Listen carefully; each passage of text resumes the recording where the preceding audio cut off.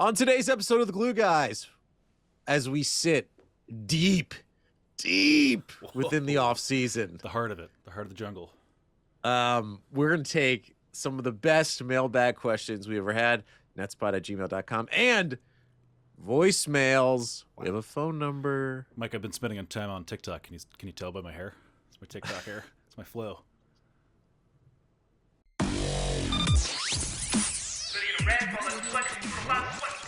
Welcome back to the Glue Guys. This is Mike here. Say hello, Brian. Check this out. The Zoom just died. It was so beautiful. Follow us on Twitter at BK Glue Guys, Netsdaily.com, The Athletic. 50% off. 50% off a yearly subscription. Go to theathletic.com/glue guys. Brian? Mike, I got a bad sunburn. Where were you? Where were you? The Rockaways. I took a surfing lesson in the Rockaways. I have a knack. Stop it. I have a knack. They told me I got a knack. You took a surfing lesson? From my sister's boyfriend. But he's good, so it was a surfing lesson, you know? He pushed me into the waves. I stood up. Wait, your sister's boyfriend is a surfer? Yeah, a surf instructor? He surfs. Well, he's not a surfer. He's a normal human who also has a surfing hobby, you know? But wait, was he the instructor, or was he just... No, he's not. It's not a proper lesson. It was just a day where he taught me surfing. I didn't pay him. There's no money changed hands. How'd it go? I have a neck. He told me I got a neck. I can't tell if that's real or not. If that's just something you say to anybody. But I got up. I stood up. I got some balance. The phrase is you have a neck? A knack. Some natural talent. I thought he was you have a neck. Which that would be a lie, because I don't have a neck. I have a short and stocky neck. I mean, I believe that you have some surfing talent. You are, as you choke down water. So we're off to a good start. What a badass you are. You are surprisingly athletic, and you used to surf. I didn't used to. I've never done it before. Skate. I used to skate. Skate. I was in a skater gang. Anyways, Mike, the Nets are back. The Nets are back. Yeah. As Brian is dying. We have a delightful show for you. We have a off-season mailbag episode. Some great questions involving Nick Claxton, Kyrie Irving, rotation, Nets attendance, and we have a voicemail. Yes, we do have a voicemail. We used to do voicemails way long time ago, when Brian and I used to actually sit next to each other when we used to do this podcast, and we had a real soundboard. Yep. I would play, or you would play voicemails off of your Kindle. It was an Amazon Kindle, like V1. Yeah. that was how long those ago. were dark days. Yeah. It worked great. That was our best, that was a good situation for us, I thought. There's just like a constant hum over all of our, underneath all of our podcasts. Right. Yeah. But I'm excited about. It's not that complex. Many shows have voicemails, but I figured out a way myself to do voicemails on the show live, where Brian and I can actually listen to them, and you yourself can hear them, and they'll be on the YouTube. Which, shout out to the YouTube. This voicemail came from our Discord. And if you want to be part of our Discord, Brian, tell people how they can be a part of the Discord. There's a link in both the Twitter bio and in a description in the YouTube video. So that's where you can find it. You just click that, you put that in your web browser, and it'll take you to the Discord, where you'll unlock all the potential of Glue Nation. Glue Nation. All right. Well, here is, let's start off. This is about Kyrie Irving. Listen in. Hey, Mike. Hey, Brian. This is Shaken Fries from the Discord. Wanted to say you have an amazing show. Thanks for having me on. Oh, wow. And I appreciate being a part of the community. Wow. Kyrie and Harden haven't re-signed or been extended.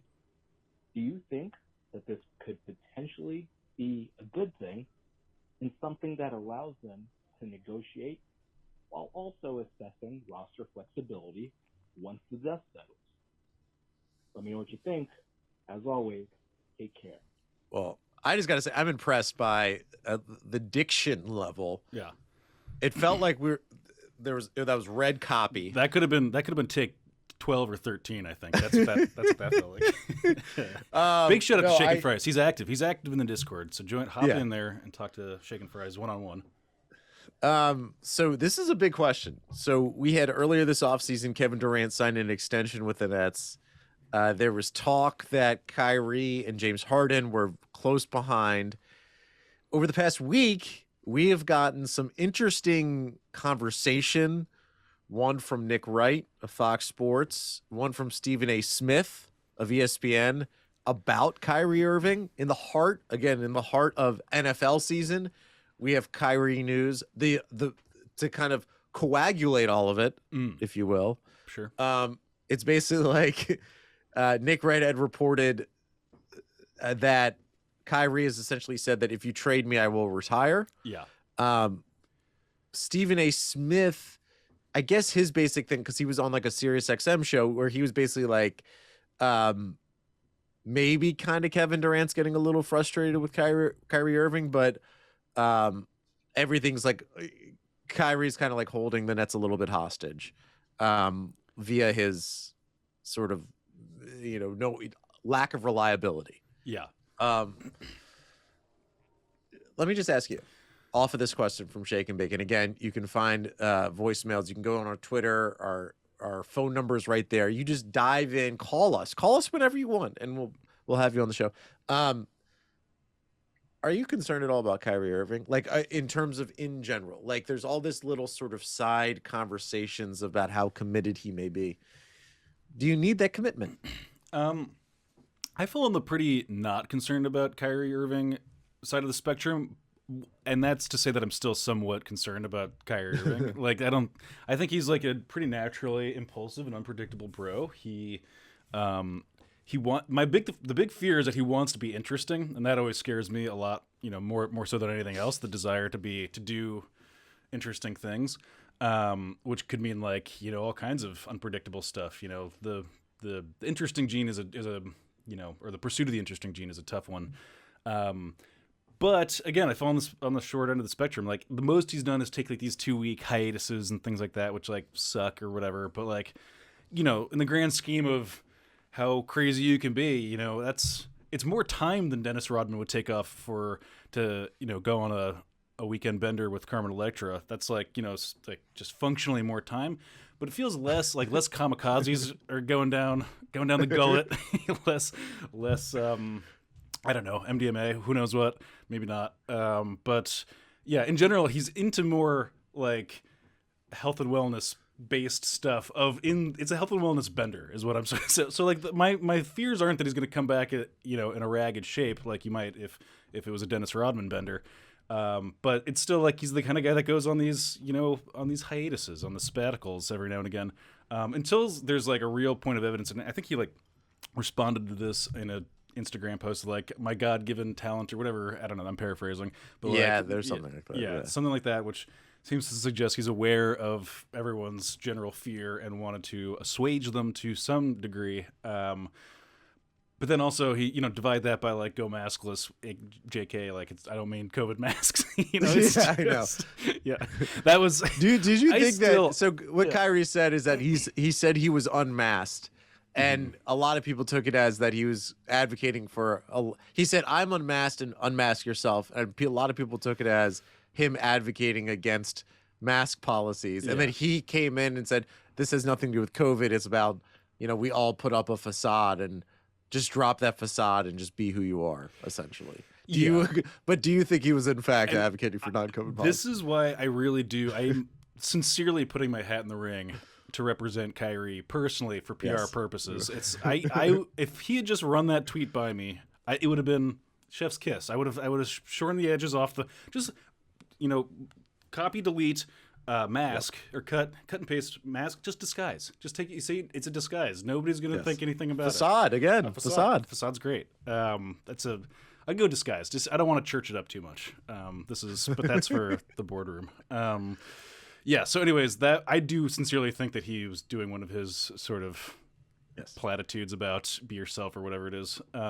Sure. Yeah. Be yourself. Because that's normally what his content is. That's the general thrust. I think. And then, so in going back to what we were talking about with the Nick Wright stuff, you have an interesting insight because of your intimate friendship with Nick Wright. You were flexing at some point, I think. Yeah. I've kind of felt strange about this. I mean, so Nick, Brian and I, we went to college together. We went to Syracuse together, Brian and I.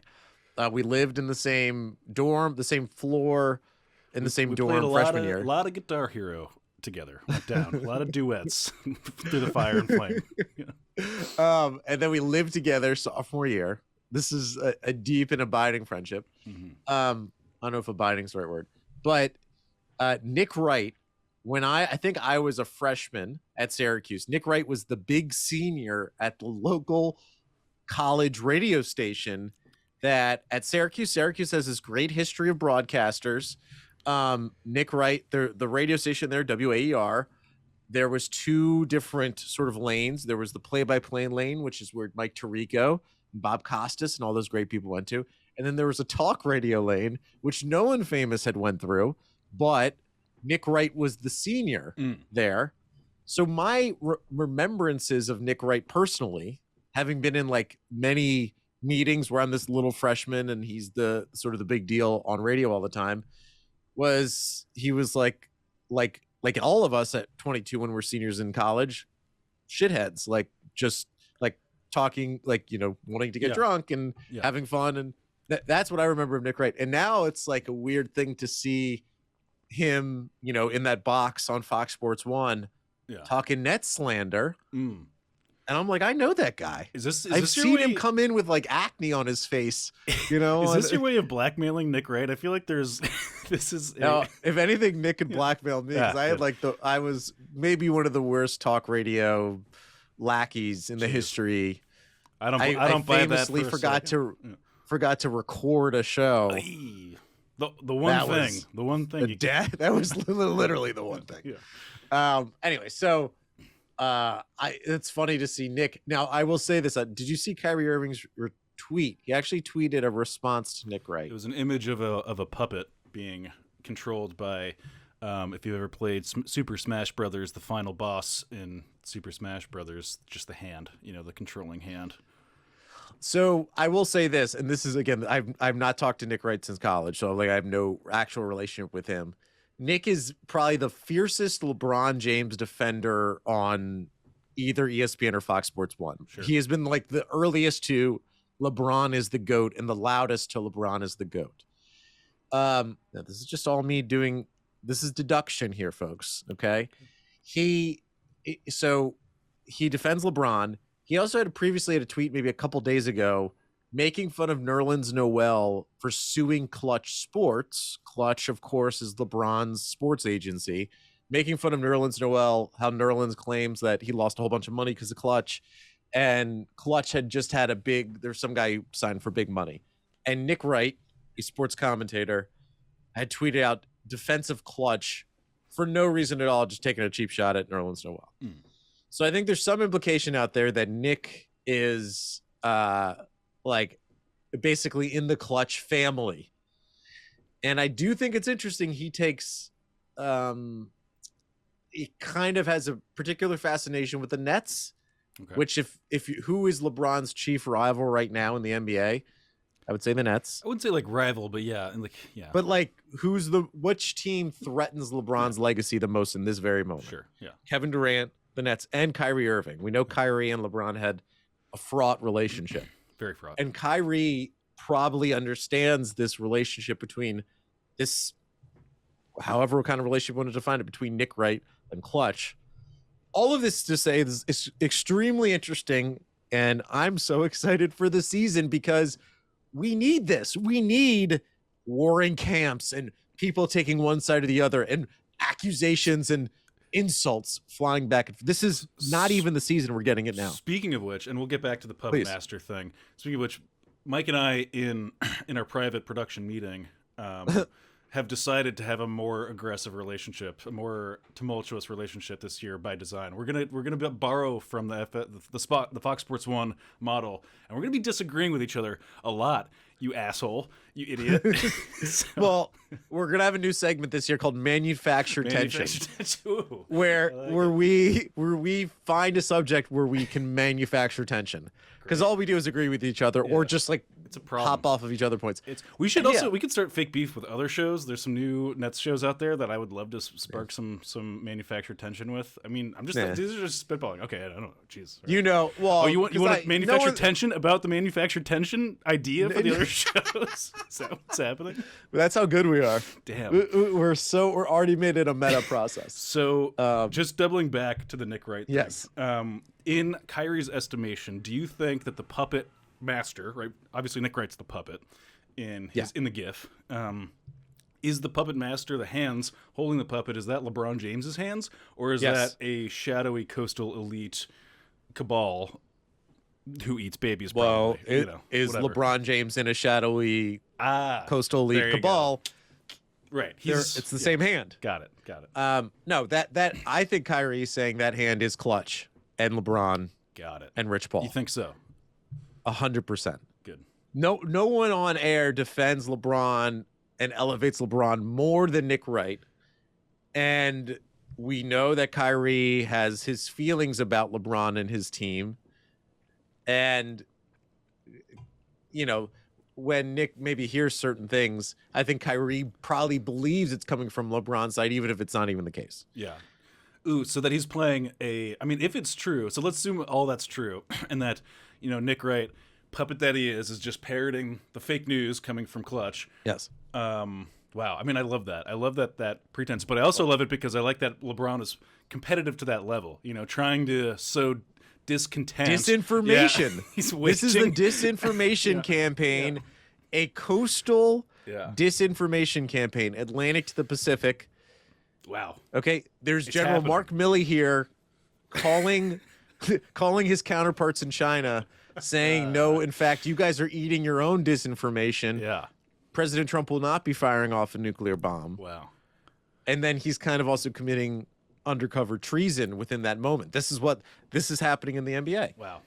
And if anyone, LeBron is China. If we're going to pick one or the other, LeBron is China and checks out. Kyrie's the American military. Does that make sense? Heck yeah. USA, baby. Can I get back to the core Kyrie thing for a sec? Yeah, I'll allow it. I'll allow that. So Kyrie Irving, like we talked about it, are you concerned at all? I will say this, okay? If the Nets had not made the James Harden trade, I would be much more concerned about sort of the comings and goings of Kyrie Irving. If it was just Kevin Durant and Kyrie Irving, no James Harden in the picture, I would be very concerned about the fact that the Nets' second best player, there's a strong possibility that either during the season or in the postseason that he could just sort of disappear, right? But James Harden is here. And if anything, I'm 100% fine with Kyrie going away during the season at various points, if that gives him the sort of the mental rest. And the other element of this picture is that the reasons why Kyrie typically goes away. So you brought up the Dennis Rodman comparison. Yeah. Dennis Rodman needed to blow off steam so he would drink for 48 hours straight in Vegas, right? Right. Kyrie usually is leaving because of some social justice issue, right? It's pretty wholesome in the grand scheme of things. In the grand scheme of things, it's like pretty elevated, charitable. It's not usually a selfish reason. I don't worry about him coming back, bloated, greasy from the way I do from, one of these now in my 30 bachelor party things. Oof. Yes. Can't do it. Can't do it anymore. Those are tough. Tough on the digestive system. That's the first one to go. It's hard to feel like indignant. It's hard to be furious over a guy who, because there's some awful social injustice that's happening that he feels affected by, for him to say, I need like 2 weeks. Now, I don't know why he left. We're all not really sure why he left last season for the time that he did. But in general, Kyrie's heart's always in the right place. And the guy's also an NBA champion, and he's an amazing player. And his whole career, he's been driven towards being the best version of himself on the court at all times. Yeah. Like, I'm pretty confident he's where he's I would say, and I think it also like annoys people too, because like he does, he's a frustrating dude to have this happen with, because like you can't really dog him about how he is on the court, because he and KD specifically, Harden as well, but like those two dudes are gamer bros. Like, you know, Kyrie is almost to a fault, like plays very hard and you know, and to some peril. Like I think like that whole part of it too is just like you can't, like it's pretty clear that when he's playing basketball he does it to the like 110%, you know, stupid way that you do it. So like the way that I think of him doing this thing is like in your life, in everyone's personal lives, I think it's, and this is totally warranted, you kind of try to get away with whatever you possibly can get away with in terms of your employer-employee relationship. I think that that's a natural thing that everyone should be able to identify. I mean, Stone Cold Steve Austin, you know, really laid the groundwork for this narrative to play out. Not Tell me how. Well, the whole archetype of the Stone Cold Steve Austin character is a guy who just isn't going to take it from his boss anymore. I'm totally, this is not how Kyrie Irving is. I'm explaining a joke that didn't go over well. So sure. That's always a good place to be. That's where you want to be. But I'm just saying, like, he has the leverage to do pretty much what he wants, and he's earned that to some extent. And it really annoys everybody that he's getting so well paid to, you know, to do that. But he still has the leverage to be like, I am going to take those 2 weeks off, and I'm still one of the top 15 or 20 best players in the world.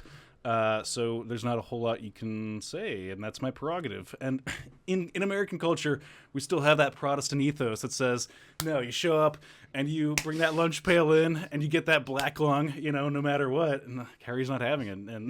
And so, you know, I think that triggers people. But you know, if when he does come back, it's like to play championship basketball, you know, I don't fault him. I can't, you know, but I'm also very permissive of that kind of stuff. That's just how I am. Well, and also Kyrie's got to this weird sort of place where, like, we talk about a guy being untradeable because they have a hair, like John Wall.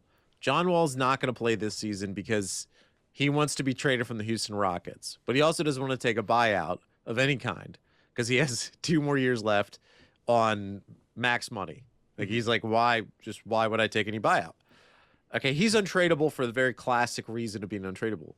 Kyrie is untradeable because if for any reason the Nets did trade him, you actually believe the Nick Wright thing. That's what you're saying? I mean, so I think Nick Wright's, I'm not even saying Nick Wright is right or wrong, but I think the sentiment of it, wherever he got his information from, I'm not even saying this is information based. I think this is reality based.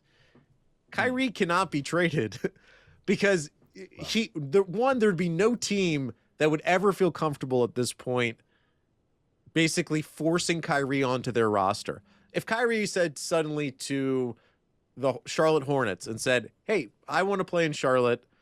I went to Duke. I love the area. I love the Research Triangle.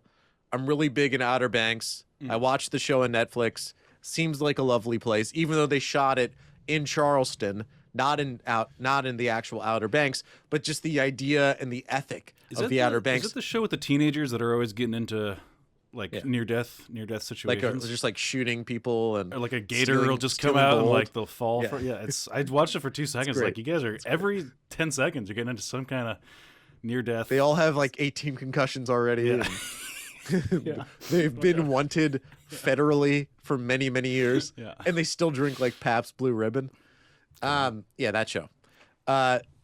So if Kyrie suddenly said that situation where he said, I want to go to LA, I want to play with LeBron, or, you know, he can be traded. But beyond that, a demand for Kyrie to leave town for another specific location, I can't imagine there's a single team in the NBA that would feel comfortable trading for him. I do think that's kind of true in the Nick Wright thing. I don't think Nick Wright's information necessarily is ironclad. I think the fact of it, the reality of it. I think the fact and reality of it is born of the gossipy thing that we're doing, which is to say, you know, like, oh, he probably would retire or whatever, but it's not like based in like a thing that he's ever said to his agent. That would be a crazy thing to say to your agent. Even if it were true, why would you say it to your agent? Well, it's a podcast. I just rolled my eyes because I could see Kyrie kind of saying that. But also the Nets shouldn't trade him. While healthy, he's an electric player who is unstoppable, completely unstoppable on the offensive side of the floor. I think people kind of forget, like, the Ben Simmons thing, like being traded for Ben Simmons. Kyrie is like, I know Ben Simmons would fit on this team great. I get it. Kyrie is like a 10 times better player than Ben Simmons. He just is. I know Ben Simmons can guard 1 through 5. Mazel tov. Kyrie is like, if Kyrie is fully engaged on Philly, I'd be more afraid of Philly. Yeah, with Kyrie than Ben Simmons. That's the better play. No, of course not. Hell no. Let's do this. Any more Kyrie thoughts before we take a quick break? We did it. We got that out of our system. Quick break, coming back. Oh my gosh, so many more. Wow. Emails from netspod@gmail.com. Yes. Be there, coming up after the break. All right, Brian, we're back. Shall we?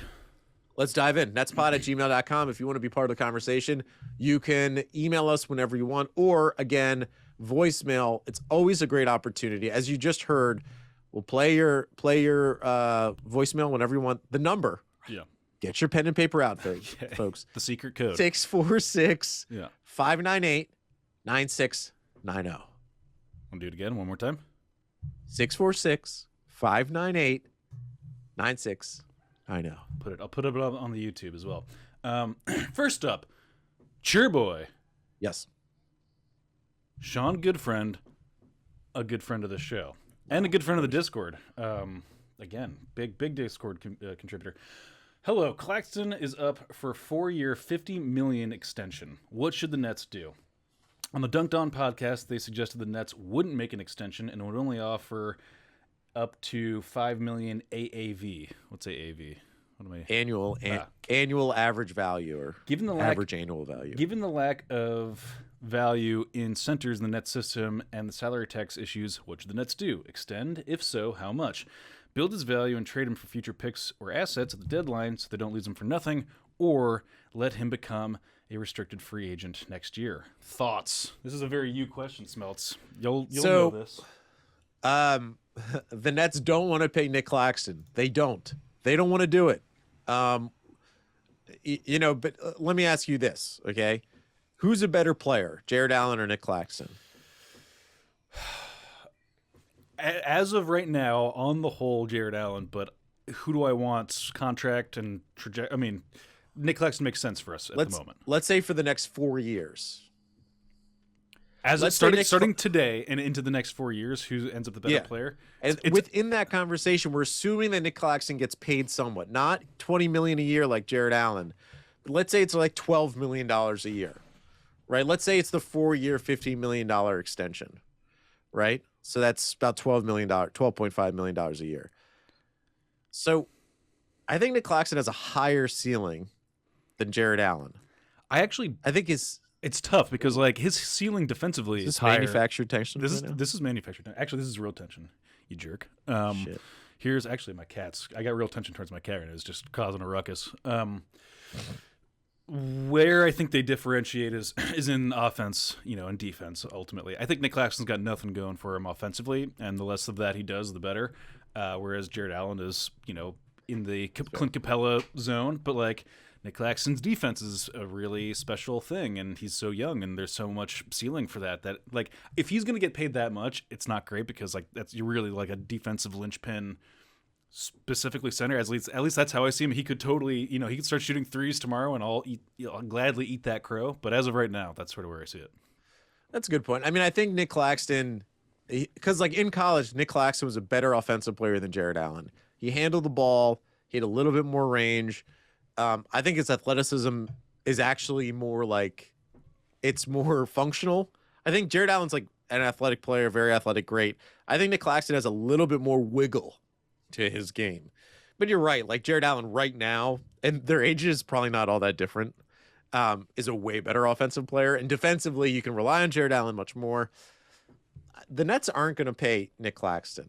I would be shocked. The only reason why they would pay him if they kind of got Karis LeVert on a cheap deal when they signed Karis, and they got Spencer Dinwiddie for a pretty cheap deal when they signed Spencer, obviously before he went to the Wizards. So if there's a situation where they're like, hey, Nick, talk to his agent and say, we'll give you like a 3-year with a player option on that 3rd year at a low number, but you're going to be starting for a championship winning team and you'll get to go back out on the market in 2 more years, I could see that happening and being like Nick Claxton then will get the $25 million a year deal. He'll be 24 years old or whatever by then. But right now, they don't want to add any more money to their payroll. And I think if you're ranking trade assets, they have no more first-round picks. It's basically Nick Claxton. It's basically Joe Harris than Nick Claxton, right? Like, so I think they're not going to extend him. They're going to ride out this season. Throw Cam Thomas on there if you want to. Yeah, I think Cam Thomas will be on that list maybe next season. Right. I think it's early. Yeah. A little early. But I'll have Cam Thomas I think has trade value. So yeah, they're not going to pay him. They don't want to pay him. They would like to probably trade him in a deal that really makes sense, but they're not desperate to do so. They're in a good position. They just ride this out. Then he becomes a restricted free agent, as they say, and then you could always trade him for 2 second-round picks in a restricted free agent type deal next year. Yeah, I'm wondering what the market is. A lot of flexibility Is for Nick Claxton in an RFA situation, because he's still going to get he's going to be splitting a lot. I still think he's going to be splitting a lot of minutes this season, especially with I can just imagine LaMarcus Aldridge eating into his minutes. I'm preparing my body for the frustration of getting way too many LaMarcus Aldridge minutes.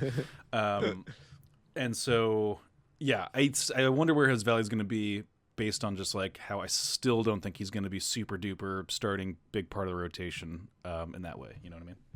Yeah, I agree. And they did draft Day'Ron Sharpe for a reason.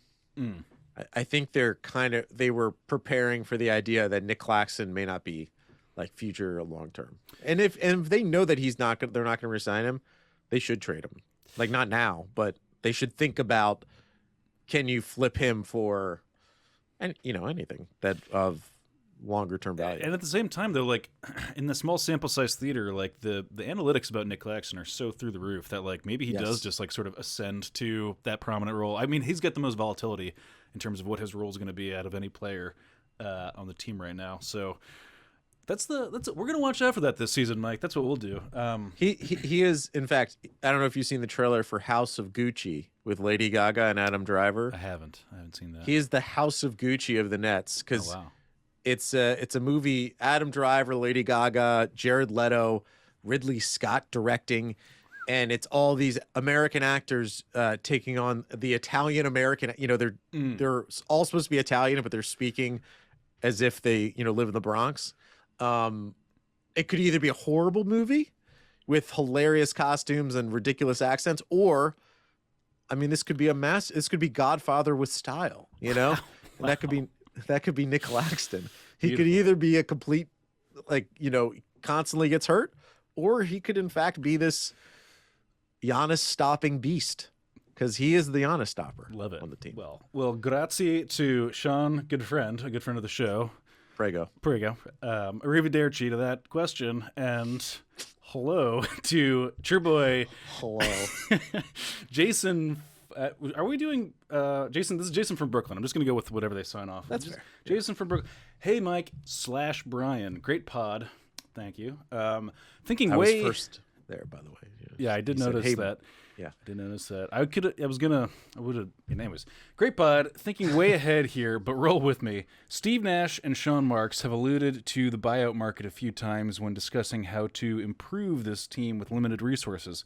Let's fast forward post-trade deadline, which we believe the Nets would be active in. How do they even consider adding players to this roster? Looking at 1 through 15, assuming Sekou or Bembry at this point, right now, this is worded funny, I don't see any players that are expendable for others come buyout time. I am envisioning worrying, Merck's selling high on Bruce Claxton, Bruce/Claxton to bring back some picks and open roster spots come buyout season. So this is, back to where we just were. Feel free to revisit this in 7 months when this is actually relevant. #champagne problems. Thank you, Jason from Brooklyn. And that segues neatly from where we just were. So what do you think? Well, let me turn this around on you, Brian. All right. Okay. We're talking about buyout candidates.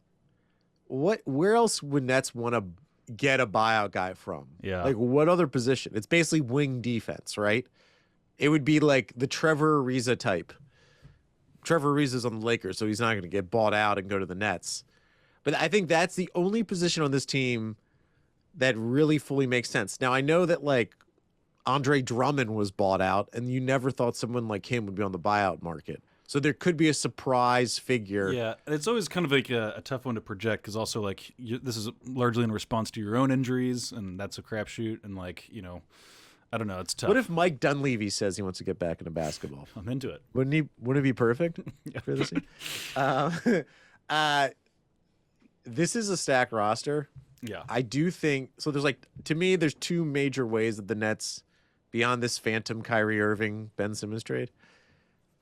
Joe Harris. This is going to be we're just going to be thinking about it all year, whether he will be traded, whether there's someone on another team who's like defense first, wing defender, lockdown guy that is worth trading Joe Harris for. Joe Harris is positive value. I just want to let everyone know that. Now the pendulum has swung way too far, I gotta say. Now having looked at like the roster composition, like having the best 3-point shooter statistically potentially ever on your team, it's a good thing to have on your roster. It's a thing you might want. Is it a pendulum or a grandfather clock? How quickly is that swinging? This one feels like it's swung pretty slow and heavy now to like where everyone's accepted the meme of it feels like it could be it's no cuckoo clock. It's not a cuckoo. It's not a cuckoo. Yeah. I the other way like roster spots open up, this would be a pretty big trade. You talk about Cam Thomas. If the Nets basically package all their young guys to a team that's tanking for one really good veteran. And like that, Cam Thomas, Nick Claxton, and Day'Ron Sharp plus whatever for, a 6-man decent starter. Like now, if you're the Nets, why do you do that? But yeah, the Nets actually have a surprising amount of interesting young guys that they could throw in a trade. There was a good kind of like debate about this in the Discord. Again, shout out to the Discord about like where our youth group like would stack up against the youth group of like 2017, 2018. The Christian youth group. The Christian youth group. Like, is it in a similar spot? Do we have the same amount of like expectations? Because like thinking back then, that was the Joe Harris, Spencer Dinwiddie like kind of rise to prominence era. Do we have that? Like a lot of people. Hard not to be high on Nick Claxton and Cam Thomas at the moment. Like that's so having something to we have Kevin Durant for another 5 years. Like. It's a long time. It's a lot of there's going to be a lot of Kevin Durant minutes, provided everything goes Gucci in the way that it has to Gucci in the way that we want. And it's safe to assume that Kyrie and Harden are probably going to sign their extensions as well. So the like growth opportunities for those guys pretty not great for the next 5 years. So there is a little bit of like soul math to do about like having that value lurking in the wings versus actually executing on the value. Allowing for it to grow and flourish, a thing that we're not really in a position to do. Well, I will manufacture some tension here. I, in fact, think this team can still that's true. Because we do like forfeit so many regular season games. Yeah, that's fair. Like KD's going to like not play as many games, and Harden will probably play a bunch because he always, when he's healthy, he plays. He isn't actually, like he's not Kawhi Leonard. Kyrie, though, like opens up a lot of minutes because, again, he'll just go away. That's true. So Cam Thomas is going to get an opportunity. You know what? I hate that's actually super true. This is actually the best super team to be to actually do some young people experimentation because, like, we really just don't. We're pretty confident that we just don't care about the regular season, like to the fullest extent. It's going to be interesting. Well, but do we care? All right, don't manufacture tension right now. Don't you do it. Don't start with me. Next one up. Next one up is Austin Sternlicht. It's your boy. Hi all, I take no pleasure in asking this question, oh boy. But for the sake of the Nets' future, I think it's somewhat important. Assuming, fingers crossed, and hashtag get vaccinated, the NBA has a normal season where all 82 games will be at full or somewhat full capacity. Where do you think the Nets finish in attendance this season? As a reminder, their first year in BK, they finished 16th, according to Basketball Reference. It steadily went down all the way to dead last in 2019 before getting back to 25th in 2020. Not even going to bother with last year. Can the Nets be a top half team in terms of attendance? What will it take to get there if it's even possible? Again, like all fans, I'd much rather have a title and an empty stadium than the other way around, but obviously the more butts in the seats, the more ownership will be willing to spend. Big IMO. Thanks, guys.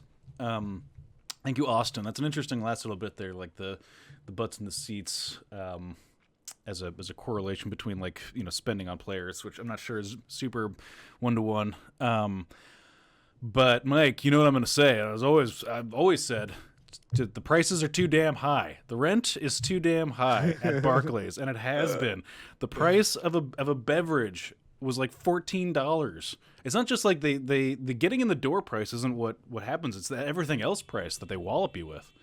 Yeah, there's no wiggle room. There's no deal. No deal to be had getting into bar. I mean, there's a deal compared to the Garden, like getting into the game. But once you're in the game, it's the same thing. Yeah, it's not like the Mets. I always remember with the Mets, like the best thing about going to Mets games over Yankee games is that it was a little bit less expensive in the stadium. The beer was better. The food was better.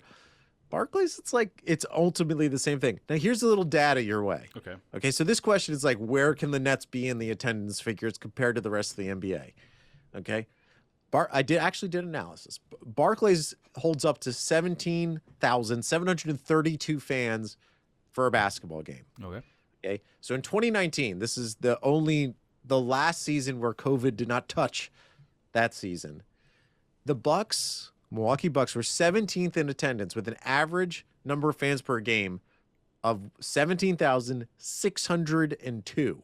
So the team that was 17th in attendance basically averaged the same amount of fans as a maximum capacity Barclays.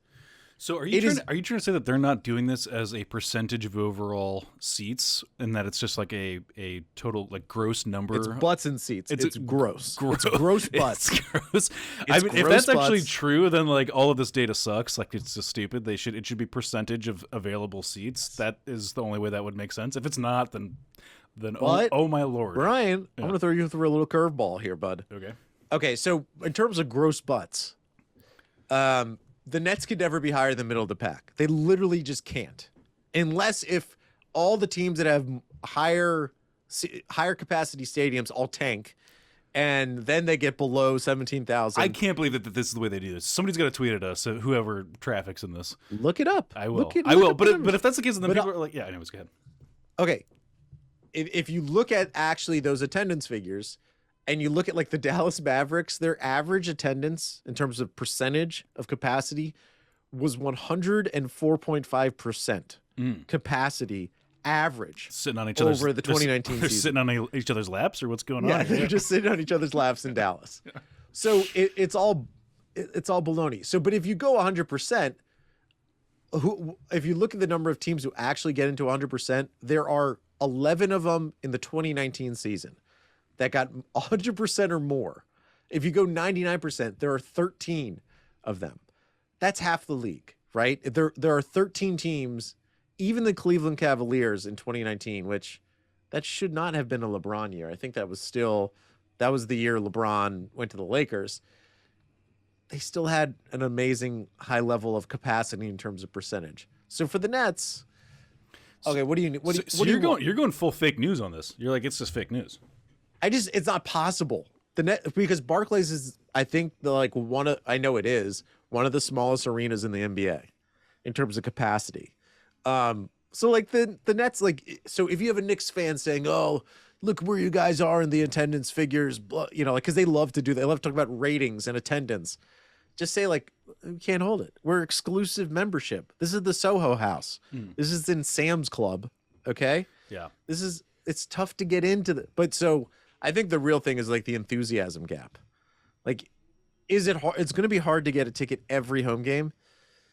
I don't think every home game, but I do think the beginning of the season, we're already seeing with college football and pro football, attendance is back to full capacity.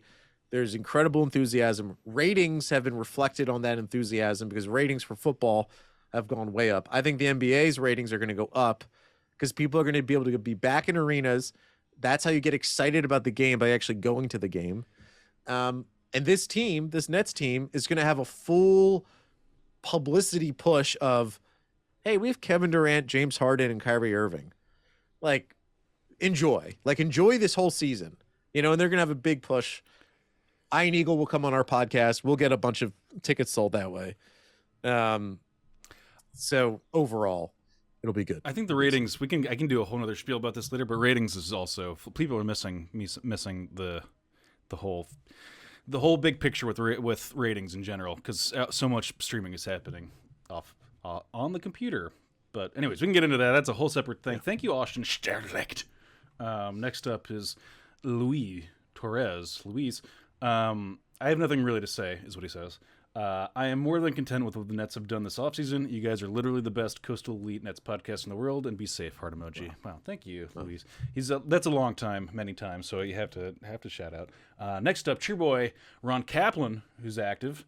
Ron says, give me your proposed rotation, assuming everybody is healthy. So his guest starters, big three, Harris plus Griffin. Harden will rest early and be replaced by Brown. Harden will be with second unit of Claxton, Millsap, Mills, Thomas. Aldridge to play if another team has a big five like Embiid. Ridiculous depth. It is ridiculous depth, and I think you're about to say something, and I don't know what it is, but I'll just say this: we've had 29 starting lineups last year, or something stupid like that. To think that we're going to go in and just start having a super regimented, rotation I just don't think that that's how Steve Nash operates these days, and I don't think that's what we're going to do. So I put less stock than ever now in what our normal rotation is going to be. I think people are going to come in and out. I think you're going to see like really weird stuff like DNPs for rotation guys. Like all kinds of stuff. I really just think we're based on last year, like how much we were so cautious about injuries and then still were undone by injuries in the playoffs will be all the PTSD that we need to not let that happen again this season. So I'm imagining massive amounts of rest time for everybody, 1 through 15. Yeah.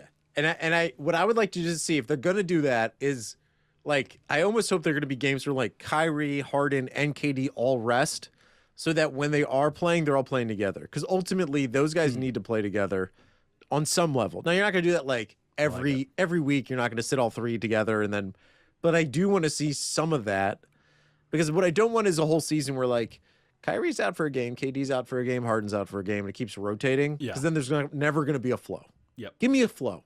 And those questions will just be pervasive, and those are such boring questions. The can they play together question, it's boring. I don't, from a podcaster's perspective, I don't want that, Mike. Okay. My one thing about the rotation, and I assume that Blake Griffin's the starting center, which is kind of still weird to say. Mm-hmm. I gotta think though that if LaMarcus Aldridge, like he started when he was on this team for that brief period of time, he kind of feels like the guy that like would want that respect to be the starter. He is actually more of a center than Blake, like because of his size. He's much bigger than Blake, and he's been more of a post player over his career than Blake Griffin has. So I do wonder if there's something like they're going to start LaMarcus during games. He's going to play 4 minutes. He moves to the bench. Then they put Blake in, and then Claxton's going to run with Harden in the second unit. And then LaMarcus is going to get like a few more minutes during the first half and then come back out to start the second. Like, I think I could see that being the respect play, like to be like, LaMarcus Aldridge, you're a 8-time All-Star who has been a center, and you're an older man. You deserve to start. But Blake's really going to play a lot, and so is Millsap, and Claxton's just going to be the interesting thing. Like, for a team that's like kind of lacking a true center, they have a lot of center options.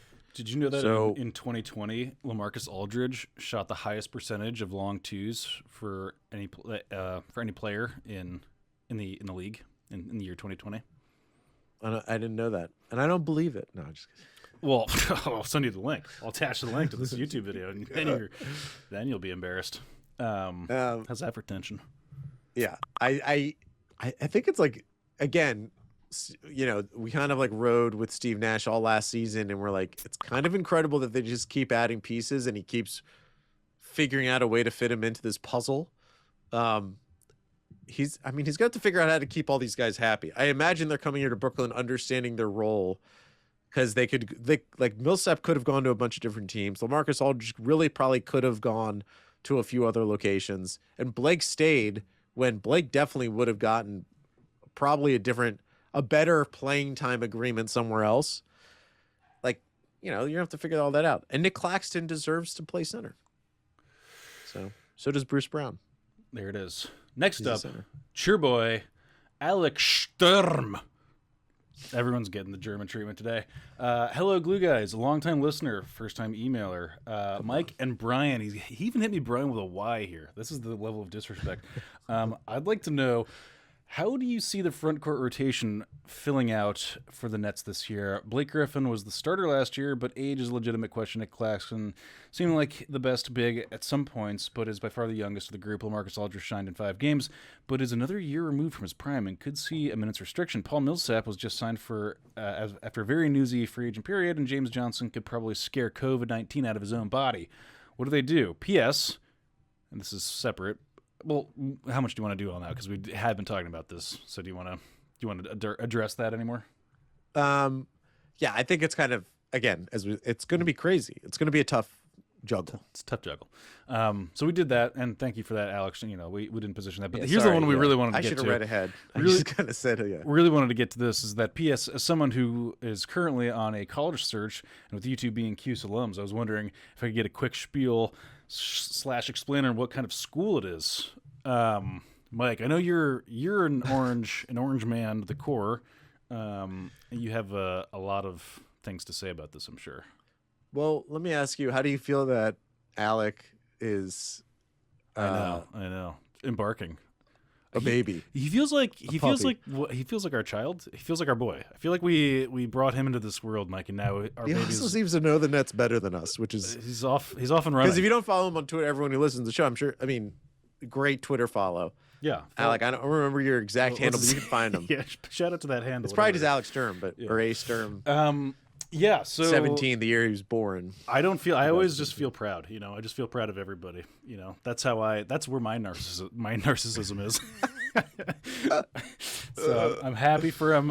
What's our spiel about Syracuse? Syracuse. I mean, it's the fucking greatest. cold and snowy, but It sucks. yeah. Yeah. Well, no, it's a great school, super fun. You're gonna have a great time. It's an unprecedented amount of snow and cold. It is literally America's snowiest city for over a population of 125,000.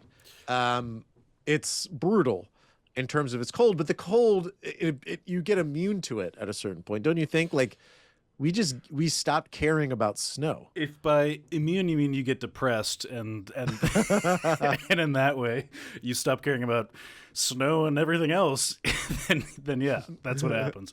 No, I'm memeing. I liked it. I haven't been back. I'll probably never go, but it was good. I mean, I went to you were there for like the Newhouse thing. I did School of Visual and Performing Arts, Mike, because I like to take what's working about the Newhouse School and even make it less valuable on a resume.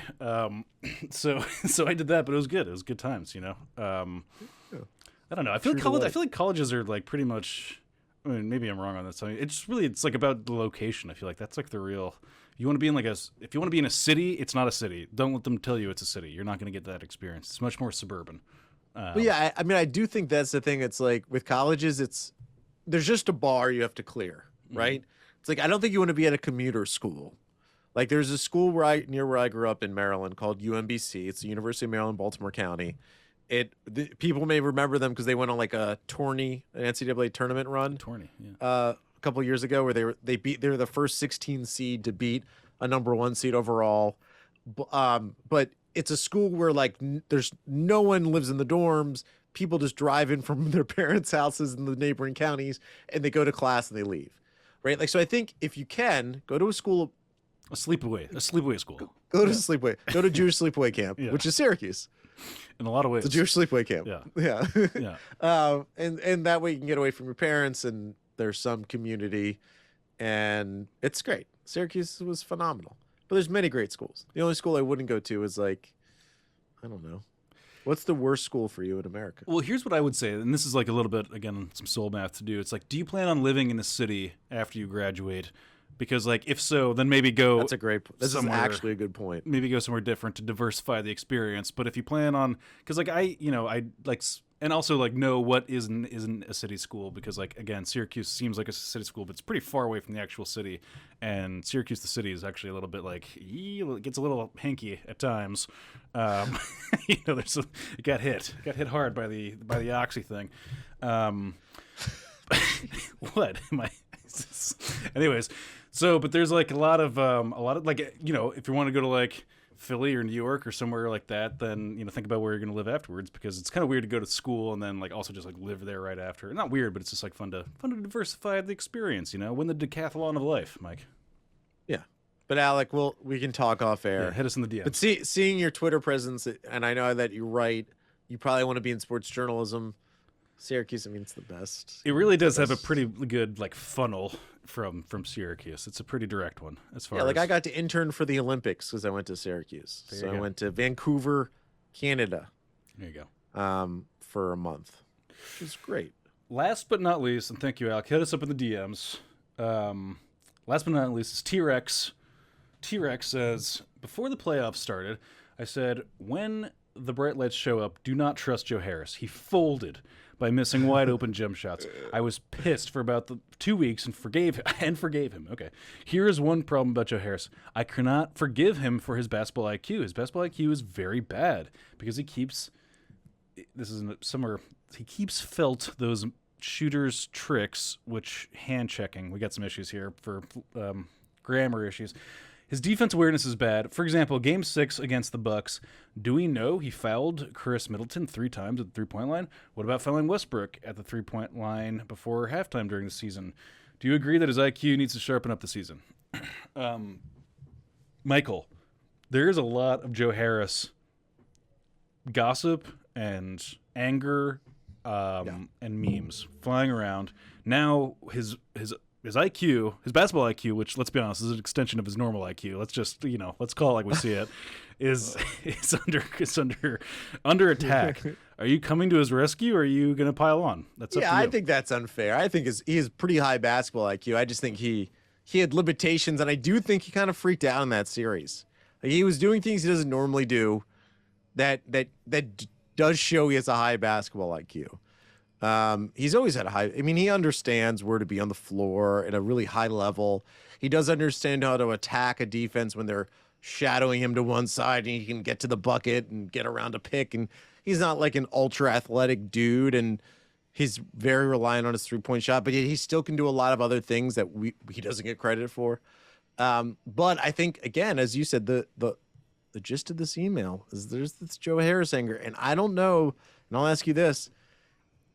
Do you think that there's anything that he can do during the regular season that will ease the minds of Nets Nation, or is it only we got to see it in the playoffs? So we have to see it in like round 2, then round 3, and then the finals. Like, will anyone ever feel good about Joe Harris until that moment? And it's why I hate this particular, and why I think it's so destructive, this meme of it's because he's going to be fine like he always is all season long, and then.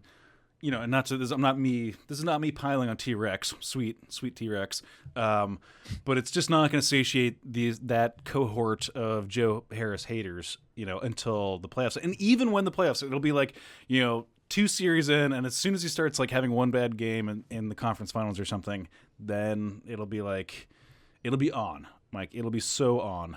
And I just pray that Joe Harris doesn't have a Twitter account when that happens, because it's impossible to be perfect. The standards for him to have like really good games is like, it's become incredibly high. Because I don't know. We looked at the series on the Discord. I think shout out Matt Parker did like his like stats for the series aren't like terrible. It's like 33% from the 3-point line or something. You would think that he had like the worst possible series of all time, and like he had like averaged like around like 14 points per game, or like hit 14 points per game in every like game. He didn't have a bad series. He had 3 bad games, right? That was sort of like the big takeaway. And if that's your margin for error, you're not going to have a good time, because that's going to happen. That's going to happen no matter what, and it's going to happen in the playoffs. But we have to. I did not have a good time. I had a bad time, Brian. I had a bad time. He was bad. He was don't normalize his performance. He had 3 bad games, and he missed some very important shots. He was bad. That doesn't. He was bad. This is me agreeing with you. Don't manufacture tension. I'm agreeing with you that he was bad in those games. But is it I guess like that's the thing. Like he just can't be bad in those games. Like that's the standard that we're at, which is fine. I mean, if that's what we're saying, I think it's tough because he's going to have bad games in playoffs. That's like what he's a role player. He's not your friggin'. He's not your big three. He's a role player. He's a shade above Landry Shamet. Okay, that's what we have to. Jesus, I haven't been that mean to him. How dare you? No, I'm just kidding. No, he's an important part of this thing. But like, I don't know. I feel like my pendulum swing to like coming to Joe Harris's defense here because I'm just worried that the meme's going to really take root, and that's what I don't. I feel like there's a self-fulfilling prophecy part of this meme that is really what I want to push back on, in whatever little way that I can. That's my narcissism. Yeah. Well, all right, should we get out of here? Fine. If you gotta go, you gotta go. Mike, where do they find us? They find us on YouTube. Just search like Glue Guys Nets or Glue Guys Net Show. You can probably search the Glue Guys and we should pop up, but maybe other stuff will pop up too. Netspot@gmail for all your emails that you want to send out. At BK Glue Guys on Twitter. Netsdaily.com. The Athletic. Get yourself behind that paywall at theathletic.com/Glue Guys. 50% off an annual subscription. And we forgot to mention Isaiah Cordinier or whatever is no longer a Net, but that's it. Well, that'll be next episode. We'll dedicate a big chunk to that. Anyways, thanks everybody. Jason Kidd kiss for everybody. Bye.